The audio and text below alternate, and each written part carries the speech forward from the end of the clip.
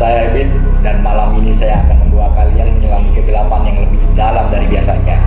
Tapi sebelum kita terjun ke dalam kegelapan, mari kita berkenalan terlebih dahulu dengan para saksi yang berani berbagi cerita kelam mereka. Halo. Ini dia narasumber kita. Halo. Halo. Gimana kabar kalian nih? Oh, baik. Alhamdulillah baik. Kesini naik apa kalian? Pastinya Kita bareng ya? Iya, kita bareng tadi. Kebetulan macet banget gak sih sama Macet. jajan hari ini? Panas juga Panas cuy. juga. Iya kan? Capek kalian? Capek sih, Capek. panas banget. Sumpah. Perutnya keroncongan ya? Iya. Iya. Keroncongan cuy. Keroncongan. Lapar pastinya ini. Iya. Oh. Kaget ya kalian ini? Kaget sih, gila. Hai. Gila, sumpah. Itulah Itu magic, itu magic ini. Wow, magic. Silakan. Boleh banget. Biar cerita kalian tuh lebih menarik gitu loh. Iya Oke. sih. Makasih banyak loh. Makasih banyak lo, Mas Ebit. Oke. Ini gimana nih? Mulai dari siapa dulu nih? Dari Nela dulu kali ya. Boleh. Oke, untuk Nela ya. Cerita pertama kamu tentang Karang Taruna itu gimana itu ceritanya? Itu tuh kita pentas seni itu buat acara Agustusan. Dan kebetulan waktu Agustus itu kita mepet nih sama Jalan Sehat dan Balai RW kita tuh dipakai buat ibu-ibu. Jadi kita harus minjem tempat di Paseban. Namanya tuh Paseban Sundeng. Jadi dia itu tempatnya kayak pendopo gitu. Itu latihannya jam berapa itu kira-kira? Karena karakter aku itu Gen Z banget ya. Jadi mereka tuh banyak yang sekarang tuh kerja, banyak yang jadi barista kayak gitu-gitu. Jadi kita mulai latihan pentas itu jam 9 sampai jam 12 malam. Bahkan kita juga pernah tembus sampai pagi. Berapa orang itu yang ikut latihan? Kira-kira tuh yang ikut 15 orang. Oke, gimana? Ceritain dong yang bikin kamu merinding itu. Jadi waktu itu sebenarnya hari terakhir kita latihan di situ. Lalu di saat malam itu, mungkin karena udah terlalu malam juga ya. Terus juga tempatnya itu tempat yang termasuk sedikit angker tempatnya karena juga bisa dibilang pendopo gitu. Pendopo. Terus kayak agak simut gitu ya, kemarin masih lihat juga agak simut. Iya, terus tuh ya anak zaman sekarang tuh nggak bisa kan direm mulutnya. Dan di situ tuh mereka anak muda-mudi itu mungkin rame, jadi kita di sana penunggu di sana tuh Mungkin terganggu. Jadi malam itu suasananya nggak enak banget sih. Lalu sehari setelah acara latihan pentas seni, tim PDD kita itu mau pindahin video dari HP ke Drive. Lalu waktu diputer itu ada kejadian janggal itu. Boleh diceritain nggak kejadian janggal itu?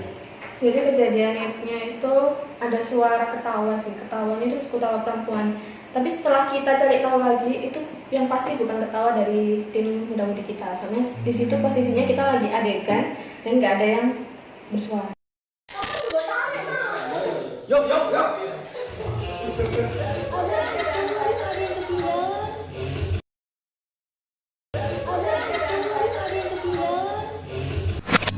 Jadi yang denger itu kamu atau teman-teman? Banyak sih, soalnya kan habis dari tim PDD kita itu cek video itu, dia langsung share ke grup gitu. Jadi semuanya pada tahu dan akhirnya kita memutuskan untuk udah pindah aja daripada nanti ada kejadian lainnya gitu.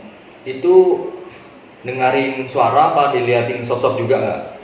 Dengerin suara sih, tapi salah satu tim Kartarku itu ada yang melihat sesuatu di atas gitu. Soalnya kan di atas tuh nggak pernah ditempatin ya, tempatnya itu kosong jadi gelap gitu. Nah jadi tempatnya itu kayak kan di dalam gang ya.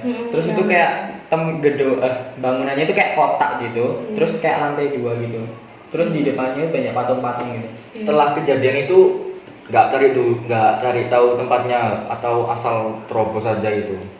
Sebelum kita latihan di situ kan udah tahu sih asal usul tempat itu kayak gimana. Jadi ya pastinya kita. Berarti emang anak-anaknya itu yang mau? Iya betul.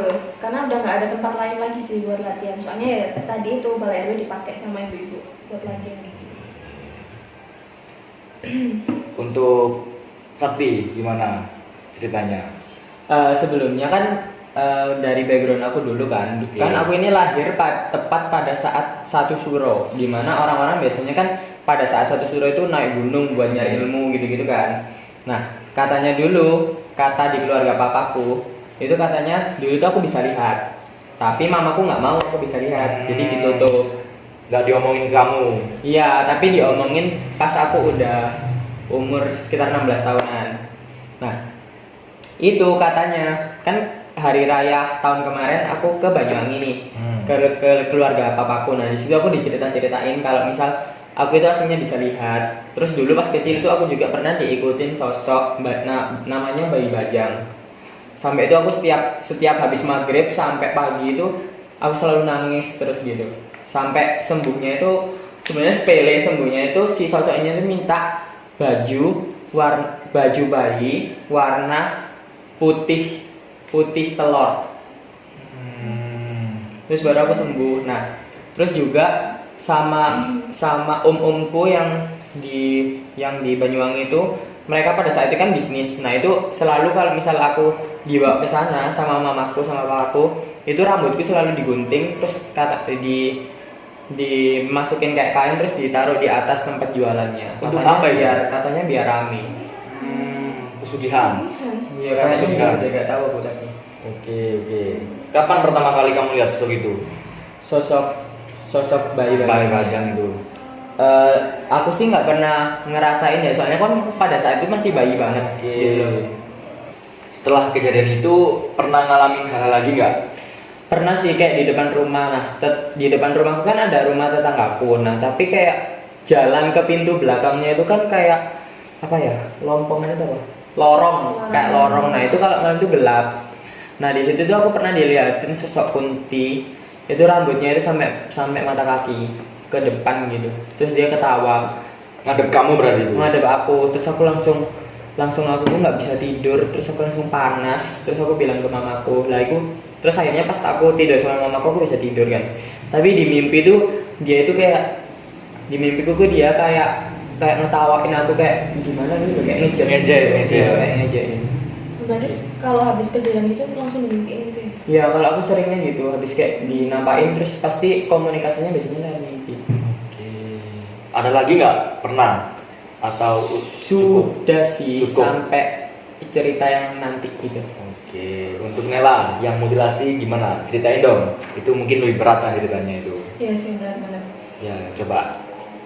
Ini awalnya dulu ya. Jadi waktu itu aku lupa sih itu tanggal berapa, tapi itu 2023 akhir 2023 akhir itu kejadiannya di depan rumahku. Jadi waktu itu ada orang yang parkir di depan rumahku. Oh ya, sebelumnya lokasi rumah aku itu ada di pinggir jalan dan posisi mobilnya itu tepat di depan jalan. Di seberangnya. Itu ya di depan rumahku persis. Lalu itu tuh udah 3 hari atau sampai 4 hari gitu dan gak ada yang nyariin. Terus mamaku tanya ke Pak RT dan kebetulan Pak RT ini Pak D aku. Nanyain tentang mobil itu kok nggak diambil-ambil, apakah ada yang punya atau emang taruh di situ gitu. Lalu beberapa hari kemudian itu ada orang berdua masih muda-muda itu nyamperin ke rumahku nanya keberadaan orang yang punya mobil itu. Lalu mamaku juga tanya balik, emangnya kenapa kau dicariin gitu. Terus katanya dia itu bawa mobil kantor punya ayahnya, jadi ada GPS-nya gitu kan ya. Lalu kemudian mamaku nyaranin orang dua itu buat ke rumah Pak Deku atau Pak RT ini buat cari tahu tentang orang ini. Lalu kemudian nggak lama mungkin 1 harian itu ada polisi bawa anjing pelacak itu buat melacak keberadaan orang itu. Lalu nggak lama itu anjingnya itu selalu mengarah ke arah sungai dekat rumahku. Dan di sungai itu juga ada kayak tempat tidur gitu udah dibuang. Si polisi sama orang-orang yang cari itu sempet sempat bingung. Ya sempet bingung soalnya kok ada tempat tidur itu kayak masih baru gitu, tapi udah disobek-sobek gitu kan. Sengaja disobek gitu. Iya, sengaja disobek dan itu ada bercak-bercak darahnya. Lalu kemudian nggak lama itu kayak 2 harian itu di kampungku banyak banget orang sama wartawan ke tempat kos, dan kebetulan kos ini juga dekat banget sama tempat latihan kantor aku tadi, di dekat Paseban kayak di depannya gitu. Nah lalu ternyata waktu dicari tahu itu ada kejadian mutilasi, dan orang yang dimutilasi itu adalah orang yang punya mobil tadi. Iya. Lalu setelah itu setelah kejadian itu banyak banget hal mistis dari kosnya itu. Mungkin dia gentayangan itu karena ada beberapa potongan tubuhnya yang belum ketemu. Nggak tenang mungkin. Iya, nggak tenang. Oke. Dari keluarga kamu pernah dilihatin nggak sosok hantu mutilasi itu? Kebetulan sih dari luar itu enggak ya, tapi kalau orang-orang yang ada di sekitar lingkungan kos itu banyak. Oke. Berarti nggak pernah ini ya? Enggak banyak. Ada beritanya nggak sih itu? Ada sih, sempat ramai juga waktu itu, apalagi di Sunda itu masih ada koran-koran gitu kan, jadi banyak banget koran-koran yang tersebar.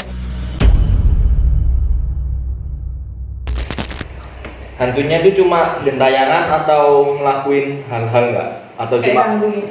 atau cuma ngeliatin bentuknya? Enggak sih, dia cuma kayak menggambar gitu di lingkungan situ. Oke, berarti cuma di area lingkungan Iya, kamu itu. betul. Nah, sebelumnya mau tanya nih, nah ini apa namanya? Kan itu korban mutilasi kan? Nah, Iya. itu penyebab ada kejadian itu tuh kayak gimana sih sebenarnya? Kok bisa sampai dimutilasi gitu loh orangnya? Jadi korbannya? dari rumornya itu katanya kan itu yang punya kos-kosan itu kebetulan orang yang punya praktik pijat urat kan. Oh, iya. Nah yang punya itu laki-laki. Terus si mas yang tadi dimutilasi itu datang buat Mau pijat dia gitu. mau pijat. Jadi itu kan kejadiannya kan di tempat kos ya. Nah yang punya kos ini itu orang yang punya praktik pijat urat. Nah si mas-mas ini itu datang ke kos tersebut buat pijat juga. Tapi si mas ini tuh punya Rasa iya suka. punya rasa sama si mas-mas yang datang ini. Mm-mm. Tapi si mas ini tuh nggak mau nerima perasaannya tukang pijat itu, jadi dimutilasi hidup-hidup di kos itu kayak gitu. Terus keluarga kamu itu setelah kejadian itu kan mungkin ada rasa-rasa nggak enak atau di lingkungan itu tetap tinggal di rumah atau pindah? Nggak ada sih, soalnya kita kan juga nggak ngalamin dampak buruk dari kejadian itu ya. Mungkin ya nggak apa-apa. Mungkin juga masih nyaman di rumah itu Iya. kan, banyak Kan teman. mungkin nggak diganggu jadi Iya. mungkin masih aman lah katanya. Untuk kasus itu pernah panggil ustadz atau pendeta nggak setelah kejadian itu? Sejauh ini sih sepertinya pernah ya, soalnya kan banyak orang yang tinggal di situ tuh terganggu sama makhluk itu, jadi dipanggil ustadz itu buat bersihin aja gitu, karena habis ada rumor tadi. Oke. Untuk Sakti, cerita kedua nih gimana itu? Tentang si sosok pocong ini. Ya. Nah, jadi itu sebenarnya itu kejadiannya kan kelas 9 kan. Itu Pada aku kelas 9 SMP. Nah, itu di hari itu sorenya itu mamaku udah ngerasa nggak enak, kayak hawanya kok gini sih gitu, bilang ke aku. Terus ya udah nggak aku pikirin kan. Nah, terus kan kamarku di atas nih di lantai 2. Nah, itu posisinya tuh ini kasurku. Nah, di sini tuh kamar mamaku, pintu kamar mamaku, terus kayak jalannya berarti ngelilingin kasur kan. Terus di sini ada pintu, terus di sini ada dua jendela yang besar, terus nggak ketutup gitu loh, nggak ada hordengnya. Terus di depan langsung ngarah ke balkon. Nah, terus di balkon itu di sebelah kirinya itu kamar omku sama ada WC kamar mandi. Terus ada pembatas balkon. Nah, itu tuh kejadiannya itu sekitar jam 12:30 sampai atau enggak jam 1. Itu kamu Itu ngapain posisinya itu aku kan Bisa biasa tidur? Enggak, kan aku biasanya pas tidur itu biasanya kebangun soalnya haus gitu loh. Terus niatnya itu mau minum. Nah, kan aku kalau kebangun, aku kan itu posisi udah bangun nih, tapi aku masih kayak stretching gitu loh. Terus aku buka HP, terus lihat jam, terus sekitaran jam segitu, terus aku tutup lagi, terus aku lanjut stretching lagi, soalnya masih kayak kaku gitu kan habis bangun tidur. Nah, terus aku dalam posisi tengkurap. Nah, itu langsung, terus aku mau bangun itu gini kan, masih sambil merem, terus aku melek. Berarti kan otomatis aku langsung lihat ke arah balkon. Nah, di situ tuh aku langsung lihat sosok, tapi cuma ketutupan pembatas balkon, jadi cuma kelihatan kepalanya aja.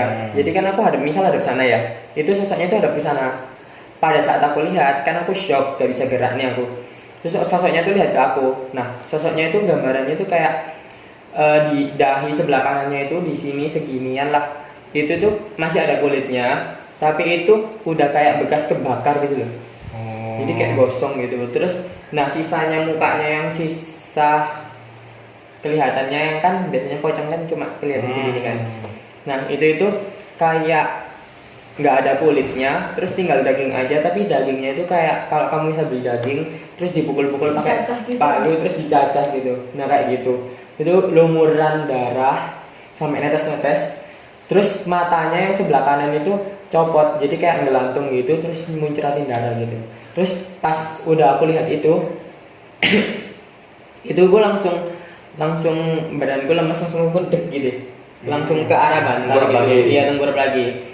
Nah terus pada saat itu tuh aku itu langsung mau baca ayat kursi itu nggak bisa, mau baca doa itu nggak bisa. Jadi aku cuma yang bisa aku ucapkan itu doa sebelum tidur. Jadi aku ulangin terus. Nah pada saat itu tuh nggak tahu kenapa kan aku posisi kan nggak bisa lihat depan ya, soalnya aku tuh udah tengkurap sama fokus doa. Tapi aku kayak ngerasa si sosok ini tuh terbang lewatin pembatas, ya kan, lewatin pembatas. Terus tuh jalan. Terus suara pintu yang di sebelah jendela ini di sini itu kayak suara kebuka kayak nyik gitu. Nyik, terus itu kayak kan aku biasanya kalau tidur kan nggak pakai atasan. Nah, kan aku tengkurap nggak pakai atasan. Terus kayak aku tuh ngerasain kalau sosok itu tuh terbang di atas punggungku. Jadi kayak kan kalau pocong kan biasanya ada sisa kain di kaki kan. Nah, itu kayak nempel di tubuhku gitu. Terus itu selama itu kayak fokus sama doa sebelum tidurku itu. Itu kayak aku ngerasainnya kan cuma 10 sampai 15 menitan aku doa kayak gitu. Jadi ngerasanya kayak sebentar. Nah, terus pas aku udah ngerasa bisa berdiri, terus aku langsung berdiri tapi sambil merem. Terus aku langsung kayak ngeraba ke pintu kamar mamaku. Aku ketok. Terus sama mamaku dibukain. Nah, terus itu aku bisa bangun itu kayaknya sekitar mau adzan subuh. Pokoknya aku masuk aku masuk kamar mamaku itu udah adzan subuh. Jadi pas aku masuk, terus mamaku kan biasanya udah tahu kan kalau aku biasanya dilihatin kayak gitu. Terus bilang gini, kenapa, lihat apa gitu kan. Terus aku jawab, ya udah nanti pagi aja pas sudah terang gitu. Setelah kejadian itu pernah nggak dilihatin lagi atau cukup di situ? Pernah sih pas ada pengajian. Jadi pas nenekku ada jadwal pengajian di rumah kan, kalau di kampung gitu kayak setiap minggu itu ganti-gantian gitu loh pengajiannya. Nah itu pas ya tahlil itu kebagian di rumahku. Nah itu aku udah bantuin kan, mungkin karena kecapean terus aku ketiduran di atas di kamarku. Nah pas aku mau bangun itu nggak bisa, aku ketindihan gitu. Terus aku lihat sosok pocong lagi itu nimpa bener-bener nimpa tubuhku. Ketindihan berarti? Iya bener-bener lihat sosoknya, dan sosoknya itu lagi gosong, tapi nggak yang kayak tadi cuma gosong aja ya. Mungkin karena kecapean gitu. Tapi pernah nggak dimimpiin sama sosok pocong itu, kayak mungkin dia nyampein sesuatu gitu? Kalau yang pas ketindihan ini enggak, tapi kalau yang sebelumnya yang matanya gantung itu aku ngerasain pas kayak dia itu sebenarnya mau minta kayak didoain gitu loh, kayak dia itu korban dari kecelakaan atau apa gitu, tapi dia mungkin nggak tenang, jadi dia minta didoain. Cukup serem ya teman-teman. Jadi setelah kejadian yang pocong matanya itu aku nggak berani tidur di atas sampai seminggu. Parno sendiri nggak sih? Iya. Soalnya kan bener-bener jendelanya langsung ke balkon, jadi kayak keinget gitu loh. Merinding. Oke, untuk Nela ini, dari kedua pengalaman kamu, mana yang bikin kamu trauma sampai kepikiran lah sampai saat ini gitu? Mungkin sejauh ini yang bikin aku trauma tuh waktu Kartar sih, soalnya itu sampai bikin aku sakit berhari-hari, sampai 3 hari. Mungkin kalau orang Jawa bilang tuh sawan gitu ya. Sawan. Untuk Sakti, kalau menurut Sakti cerita Nela itu gimana itu? Kalau menurutku sih cerita Naila yang di Kartar itu sebenarnya menurutku juga kesalahan dari anak-anak Kartarnya juga sih, soalnya kan nggak bisa jaga. Iya, nggak bisa jaga omongannya juga, jadi kayak ya udah itu kayak hukum sebab akibat aja. Iya, betul. Terus juga kita kan hidup itu berdampingan ya, jadi hal-hal kayak gitu tuh mungkin ya ada aja sih. Gimana. Setelah ngalamin hal-hal mistis, pandangan kalian sama dunia gaib berubah nggak? Atau cuma salah atau gimana? Kalau aku sih nggak berubah ya, soalnya kayak ya udah aku percaya nggak percaya. Tapi kalau bisa dikasih kesempatan buat bisa lihat, aku pingin lihat sama bisa pingin bisa berkomunikasi aja sih. Iya. Kalau Kalau Nela aku sendiri sih kan aku udah ngerasain, jadi pandanganku berubah sih. udah cukup sampai Iya, situ ya. cukup sampai situ. Tapi itu orang tuh kan beda-beda ya. Ada yang habis ditayangin tapi masih nggak percaya, ada yang langsung percaya kayak temenku Sandy namanya itu. Gila sih, kayaknya dia walaupun gendong tuyul pun Dia nggak percaya. Dia nggak akan percaya. Kalau Mas Habib sendiri percaya nggak sih sama hal kayak gitu? Kalau menurut aku ya, karena aku sendiri belum ngalamin, jadi dibilang percaya enggak, dibilang nggak percaya juga enggak. Karena dengar-dengar dari cerita orang kan pandangan sama juga, pandangan orang kan beda-beda tuh. Jadi mau dibilang percaya susah gitu loh, temen ya gitulah. Mas Ebin nggak pernah ngalamin. Nggak pernah sama sekali. Lah ini sosoknya.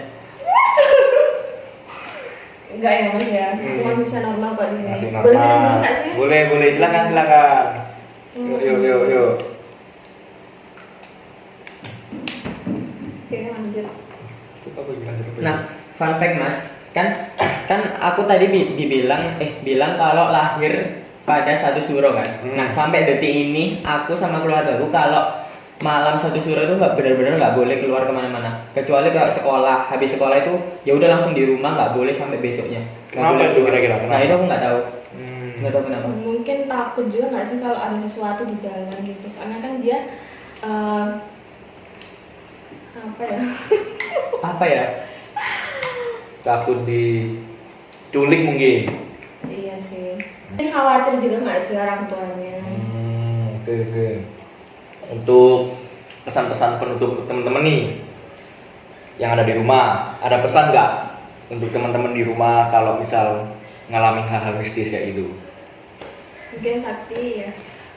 Untuk teman-teman di rumah, mungkin kalau misal ngalamin hal mistis nih, kalau bisa jangan dipendam sendiri. Soalnya banyak aku dengar cerita-cerita kalau orang yang habis dilihatin hal-hal mistis terus nggak diceritain itu mereka jadi stres, terus banyak orang-orang yang karena hal itu jadi gila gitu loh, kayak gila, kayak tiba-tiba kayak linglung, tiba-tiba apa Iya, gitu. betul. Jadi nggak baik juga buat kesehatan kalian. Jadi kalau bisa cerita aja. Kayak nggak usah dipendam sendiri, soalnya mungkin kan kalian mungkin mikir ya, aduh mending aku pendam sendiri deh, soalnya kalau aku cerita ke teman lain mungkin dia nggak akan percaya.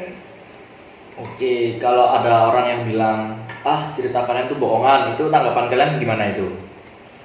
Kalau dari aku sendiri sih, aku terima-terima aja ya. Soalnya kan juga mengenai hal-hal mistik ini banyak orang yang emang nggak percaya sama hantu juga. Jadi kayak teman kita tuh Sandy namanya juga kayak gitu. Dia susah nggak percaya.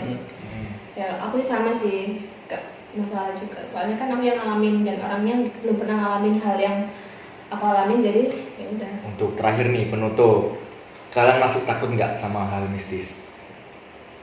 Enggak. Aku enggak. Berarti meskipun masih diliatin sosok, mungkin pikiran kalian mungkin karena capean, halusinasi mungkin gitu ya. Iya, ambil positif ya. Ambil positifnya. Oke lah untuk sahabat Josjis, begitu cerita-cerita kelam mereka. Gimana? Merinding nggak kalian tuh dengarnya?